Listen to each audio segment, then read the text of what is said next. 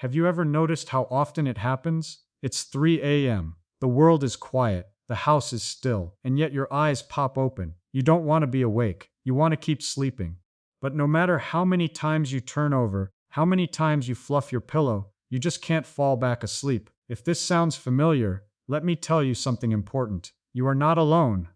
Millions of older adults wake up at the same time every night around 3:00 a.m., and they all wonder the same thing. Why? Maybe you've tried everything. A glass of warm milk, reading a boring book, counting sheep, even sleeping pills. But still, night after night, your body wakes you up like clockwork. And here's the part that frustrates so many seniors. No one has ever explained to you why this really happens. Doctors may say, oh, it's just part of aging. Friends may tell you it's normal after 60.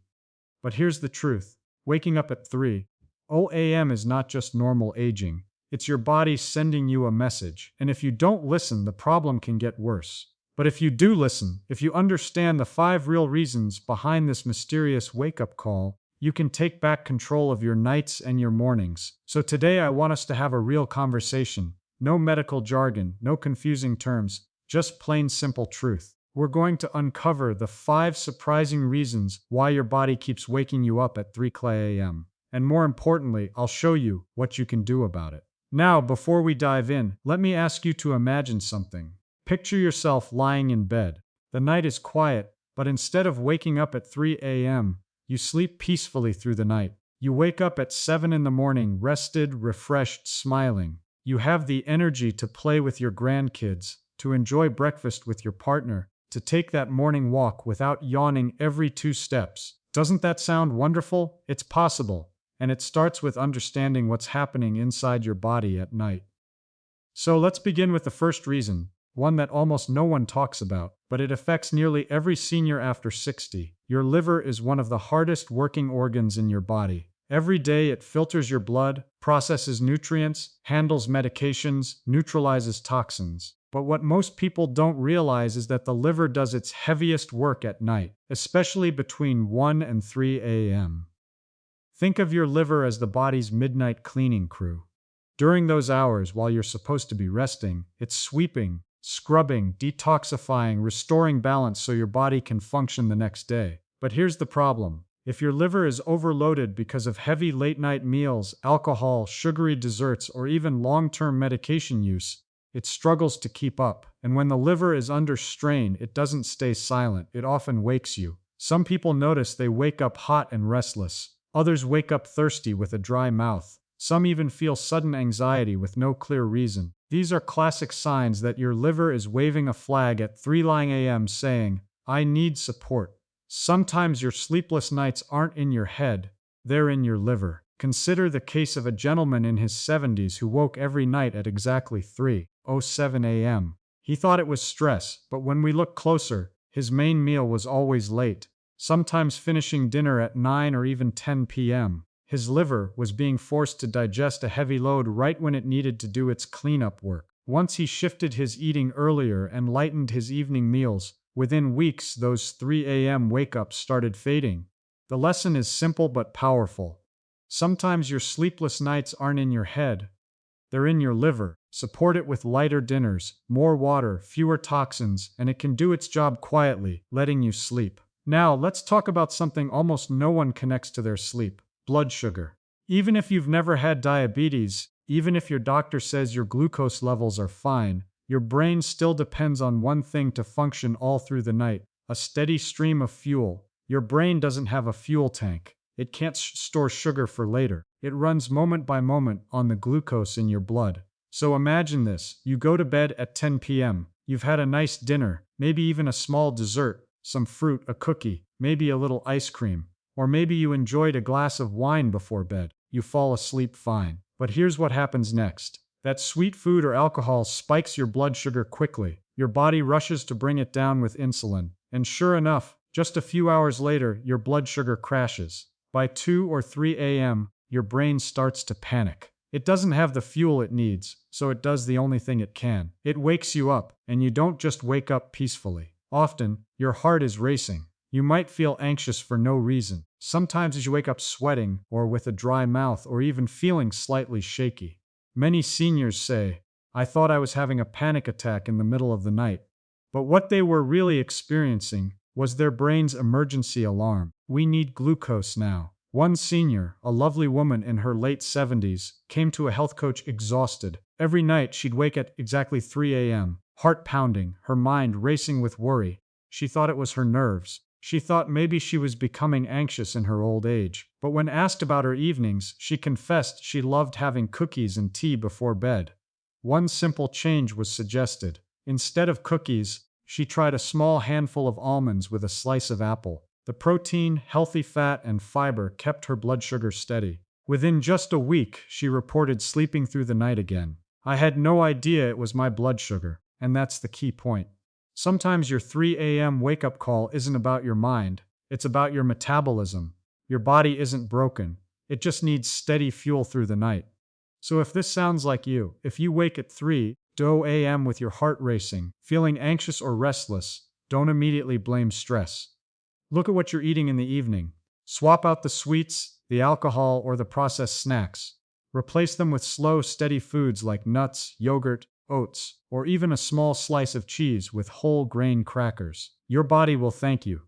Now, here's one of my favorite discoveries because it connects us to something bigger than ourselves, something ancient. Did you know that for most of human history, people didn't sleep in one long 8-hour block the way we expect to today? They practiced something scientists call segmented sleep. Our ancestors, farmers, villagers, even people living in small towns just a few hundred years ago, would go to bed shortly after sunset. They'd sleep for 4 or 5 hours. Then, like clockwork, they would wake in the middle of the night, not tossing and turning, not panicking, just naturally awake. They might tend the fire, check on the animals, even step outside to look at the stars. Some used this time for prayer, reflection, or quiet conversation, and then after an hour or two, they would go back to sleep for their second sleep, waking refreshed at sunrise. This wasn't insomnia, it was life. It was the rhythm of nature. In fact, in old diaries and historical records, this middle-of-the-night period was sometimes called the watch.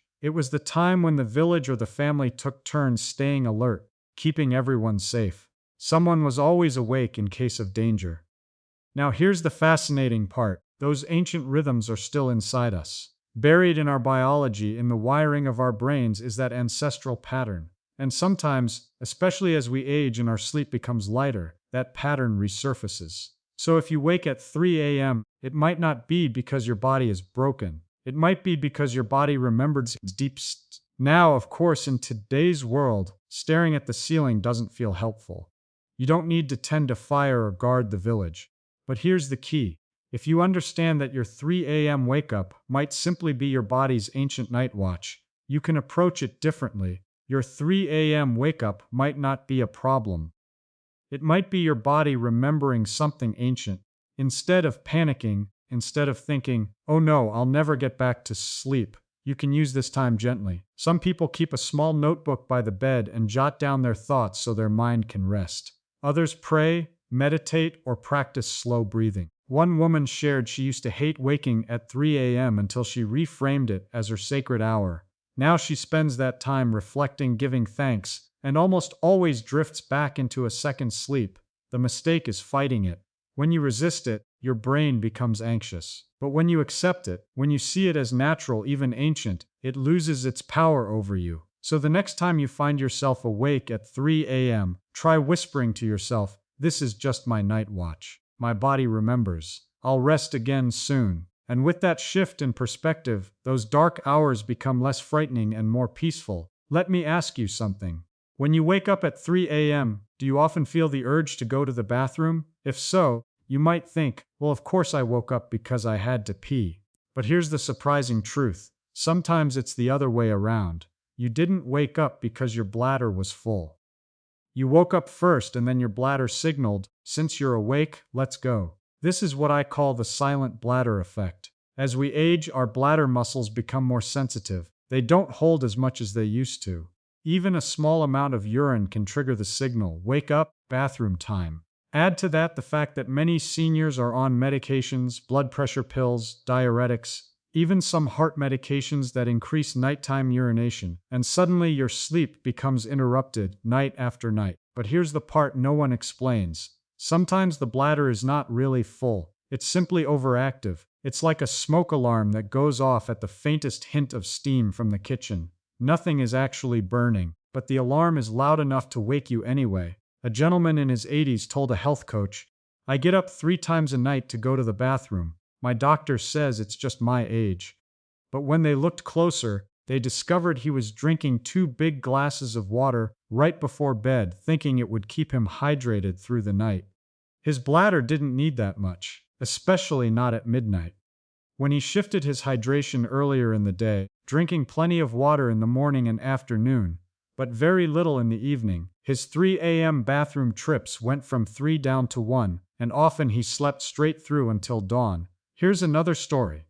A woman in her 70s shared, "I feel like I wake up to go to the bathroom, but sometimes when I get there, there's hardly anything. That's the silent bladder. Overactive signals that wake you, even when the need is small." In her case, stretching her pelvic muscles with gentle exercises and cutting back on evening caffeine made a world of difference. Within a few weeks, she wasn't waking at 3 a.m. anymore. Now think about this. How many of your 3:00 a.m. wake-ups might actually be bladder signals? The good news is this can be managed by adjusting your evening fluid intake, being mindful of medications, and gently supporting bladder health. When your bladder isn't constantly pulling you out of sleep, your nights become deeper, calmer, and longer. Have you ever noticed that worries feel 10 times heavier in the middle of the night? A small concern that during the day would barely cross your mind suddenly feels like a mountain at 3 a.m. This is not just in your head, it's biology. Here's what happens during the day. Your rational brain, the prefrontal cortex, helps you keep perspective. It's like the wise parent that says, "Calm down, it's not such a big deal." But at night, especially in the early morning hours, that rational brain goes offline. It's resting.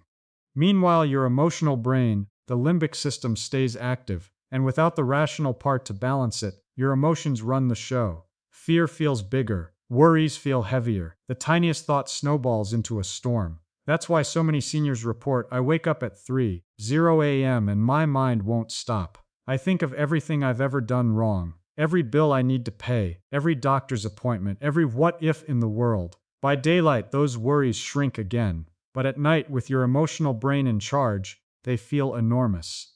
I call this the 3 a.m. mind trap. It's like your brain has saved up all the worries of the day and dumped them on you at once, right when you're most vulnerable. Consider the story of a woman named Evelyn who used to call 3 a.m. her worry hour. She'd wake up suddenly, her heart pounding, and immediately her mind would race. What if I get sick? What if I can't take care of myself? What if I'm a burden to my family? These thoughts would spiral until she was wide awake, exhausted by dawn. But when she understood that 3 a.m. thoughts are like drunk texts, never trust them, it suddenly clicked. She realized those thoughts weren't the full truth. They were distorted by the night, by her emotional brain working without its rational partner. 3 a.m. thoughts are like drunk texts. Never trust them. She began keeping a small notebook by her bed. Whenever she woke with worries, she'd write them down. Just seeing them on paper made them look smaller, less scary. She also practiced slow breathing. Inhale for 4 seconds. Hold for 7. Exhale for 8. Within weeks, she shared that her 3 a.m. thoughts didn't control her anymore. "I still wake sometimes, but I don't spiral. I feel peaceful again." And that's the key. Your 3 a.m. thoughts are not prophecies. They're not warnings. They're simply echoes of your emotional brain amplified by the quiet and the darkness. When you understand this, you can meet them with gentleness. Instead of fighting, you can say, "This is just my emotional brain talking." These thoughts will look smaller in the morning, and they always do. So tonight, if you find yourself awake at 3 a.m., remember you're not alone and you're not broken. Your body is simply speaking, and now you understand its language. You deserve peaceful nights and brighter mornings. Sweet dreams, my friends. You've got this. Thanks for watching Winds of Thought. If this video helped you understand why you wake up at 3 a.m., please hit that like button. It helps others discover this information too. Drop a comment and tell us, which of these 5 reasons resonated with you most? I read every comment, and I'll see you in the next one.